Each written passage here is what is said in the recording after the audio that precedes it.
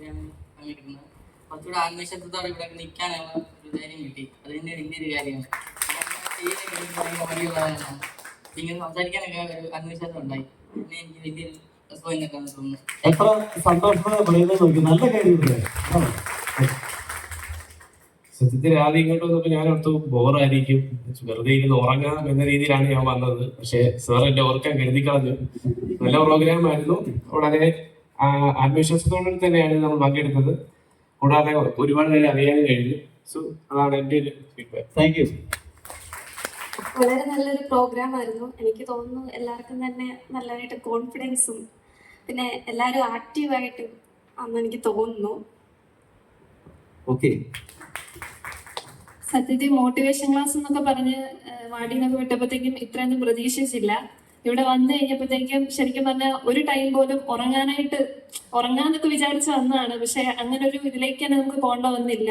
ഒരു ടൈം പോലും നമ്മളെ വെറുതെ എത്തിയില്ല. ഫുൾ ടൈം നമ്മൾ ആക്റ്റീവ് ആയിരുന്നു. വളരെ നല്ലൊരു ക്ലാസ് ആയിരുന്നു. Thank you sir. സാറിന്റെ പരിപാടിയുടെ പേര് പോലെ തന്നെ പവർ സ്ട്രീം, അത് തന്നെ പറയാനുള്ളൂ. ഇവിടെ കുറെ പേര് ഷിഫ്റ്റ് ഒക്കെ കഴിഞ്ഞ് വന്നവരാണ്.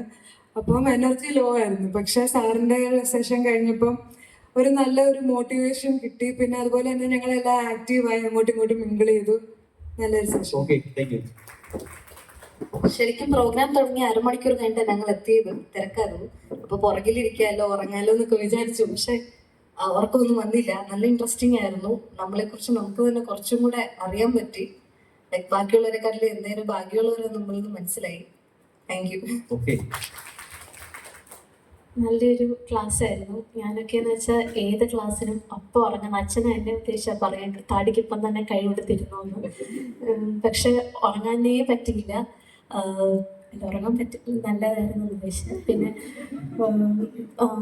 മിക്കവർക്കും പേരൻസിൻ്റെ കാര്യം പറഞ്ഞപ്പോൾ കുറേ പേരുടെ കണ്ണ് നിറഞ്ഞു.